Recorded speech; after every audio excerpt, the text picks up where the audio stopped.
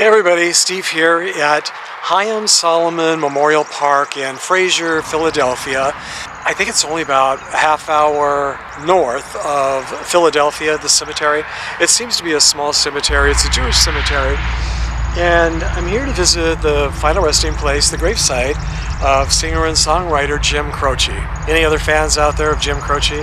I had all of his albums. I think I wore them all out listening to his songs back in the early 1970s. And when he died in 1973, it was pretty devastating and very shocking. He was only 30 years old at the height of his success, and had a huge success, and his songs are classics. And he was such an incredible songwriter and singer, and unfortunately he was killed in that tragic plane crash in, I don't know how to say it, Natchitoches, Louisiana, and he's buried here. I think he must have been living here with his wife in Frazer or nearby, which I'm guessing is why he's buried here. I know his parents are buried in other places. They're not buried here in Pennsylvania. I think they're in New York, or at least I think one of his parents at least is in New York. So I believe he's here because this is where he was living with his wife at the time.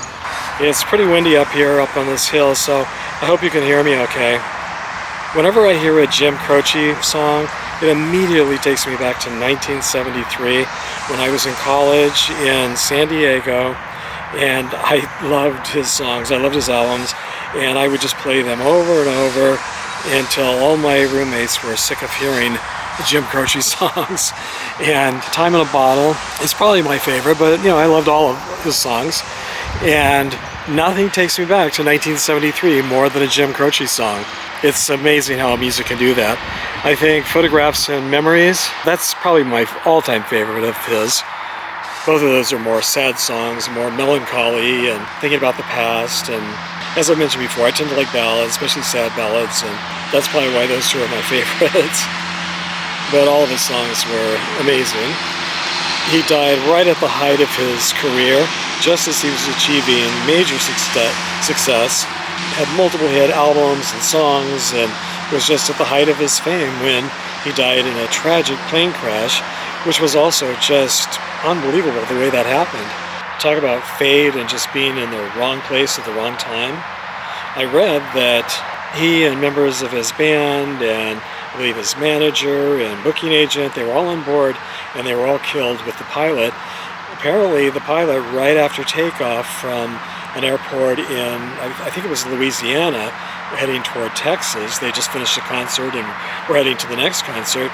The pilot, who I guess was older, had a heart attack and died, and the plane went down. There was no one else to fly the plane. So can you imagine how awful that would be? I mean, I can't think of too many worse ways to go or worse things to happen where if there were just another pilot on board, everyone would have lived. And I wonder if pilots think about that. And I wonder if normally there are two pilots just in case something like that happens. That seems like that could happen fairly easily. So I don't know. I don't know the whole story. All I know is it was just so heartbreaking when he died for me and for millions of fans.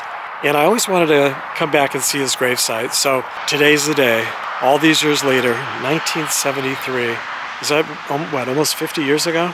This is 2022. Hard to believe it's been that long, but it does seem like almost a lifetime ago that I was living in San Diego, even though listening to a song of his takes me back instantaneously to my friends and school and the good times, the bad times, everything that was happening then.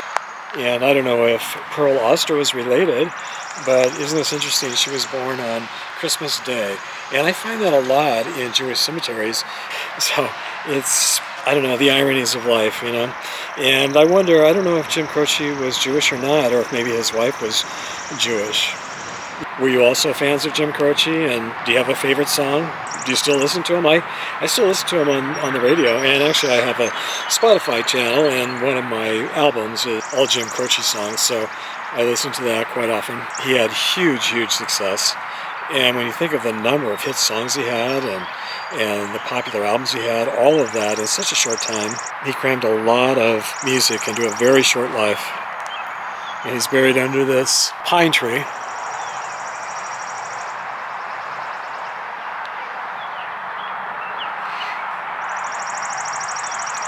It's a very nice, peaceful location. Out of the way. I can see the lots of people that visited because you can see all the coins. There's coins on the grass, rocks too. I don't know, maybe when they mow the lawn, the rocks and coins get strewn around.